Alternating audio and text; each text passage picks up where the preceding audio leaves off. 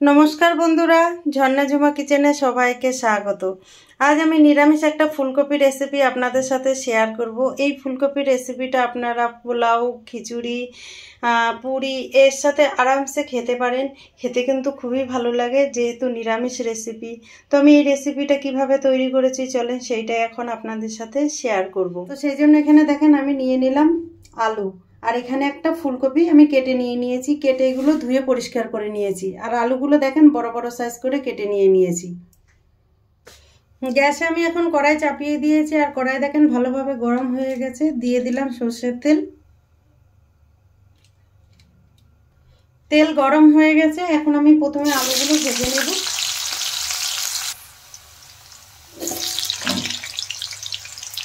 লাল লাল করে কিন্তু প্রথমে আলুগুলো ভেজে নিতে হবে। আলুর মধ্যে কিছুটা নুন দিয়ে দিলাম,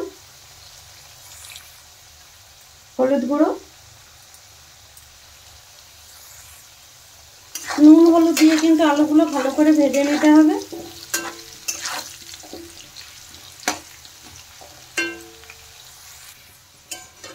দেখেন আলুগুলো কিন্তু লাল লাল করে ভেজে নিয়েছি, এখন আমি তুলে নিচ্ছি।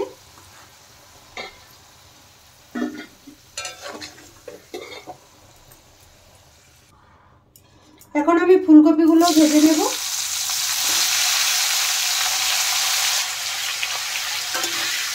ফুলকপিতে কিন্তু নুন হলুদ দেওয়ার দরকার নেই, যেহেতু আগে দিয়ে আলু ভাজতে নুন হলুদ দিয়েছিলাম, তো সেইটাতেই হয়ে যাবে।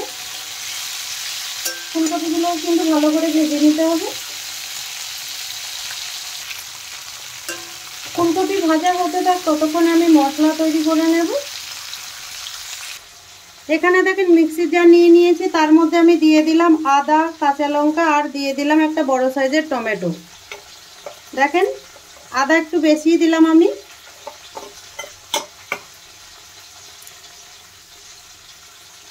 দিয়ে দিলাম গোটা জিরে,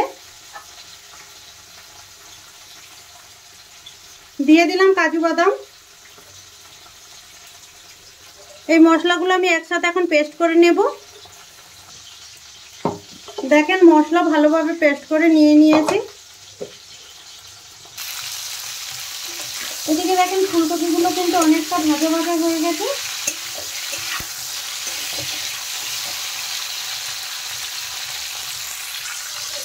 দেখেন ফুলকপিগুলো ভাজা হয়ে গেছে, আমি এখন তুলে নিচ্ছি।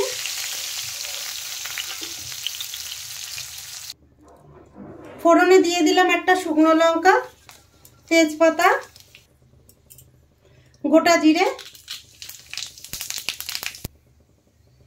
দেখেন ফোড়ন ভালো করে ভাজা হয়ে গেছে।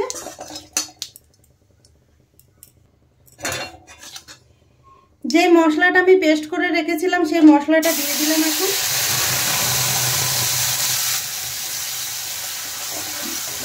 নেড়ে চেড়ে একটু ভালো করে কষিয়ে নেব। টেস্ট হিসাবে আমি নুন দিয়ে দিলাম, হলুদ গুঁড়ো,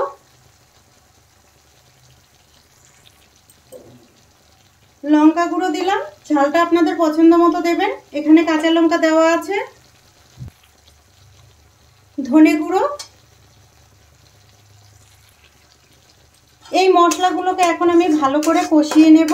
যতক্ষণ মশলা থেকে তেল রিলিজ না করে ততক্ষণ কিন্তু কষিয়ে নিতে হবে।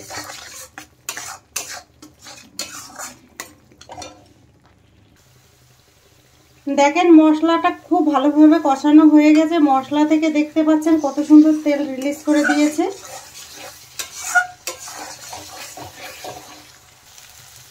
এখন আমি এই মশলার মধ্যে ফুলকপি আর আলুগুলো দিয়ে দিলাম। দিয়ে আরেকটু মশলার সাথে ভালোভাবে কষিয়ে নেব।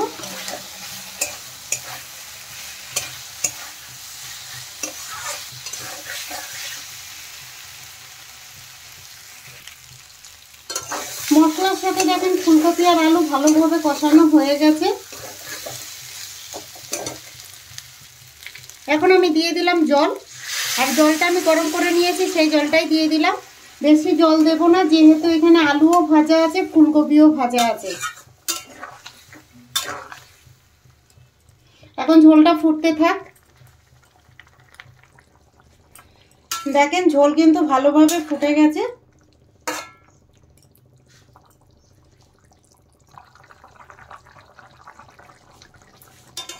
দেখেন ঝোলটা কিন্তু অনেকটাই শুকিয়ে গেছে।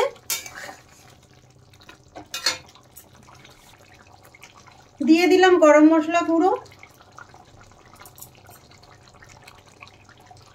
দিয়ে দিলাম কিছুটা দেখেন ঘি,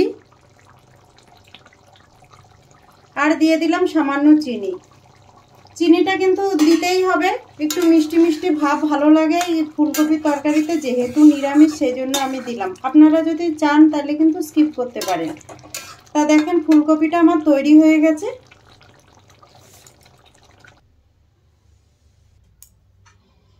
দেখেন এখন আমি বাটিতে নিয়ে নিলাম।